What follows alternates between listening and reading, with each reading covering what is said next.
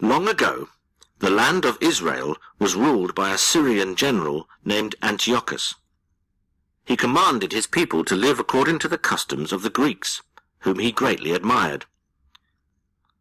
He believed that he himself was a god. He commanded the people to bow down and worship him.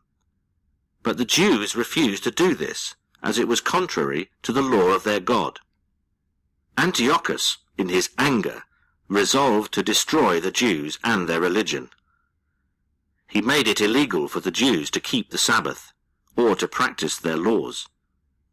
He forced them to sacrifice pigs, and placed a statue of the Greek god Zeus in the holy temple, commanding the Jews to worship it.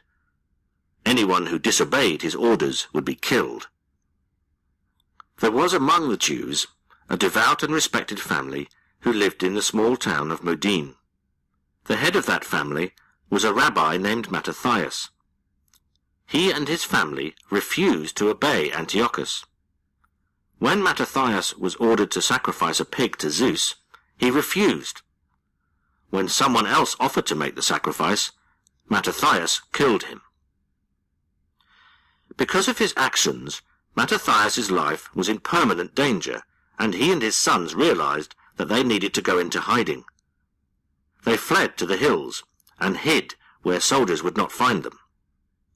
Gradually, more courageous Jews joined the family in hiding. But Mattathias was already a very old man, and before long he died. After his death, his son Judah became the leader.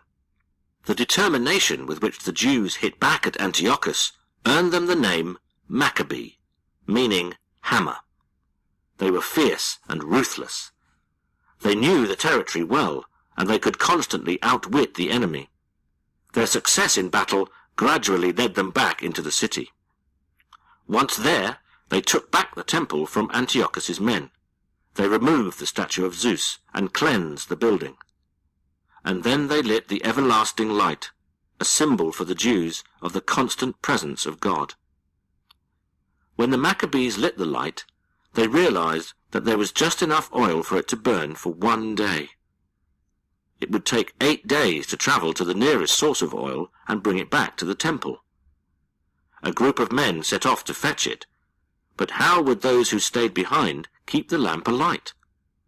And then God performed a miracle. The oil remained burning until the men returned to the temple 8 days later.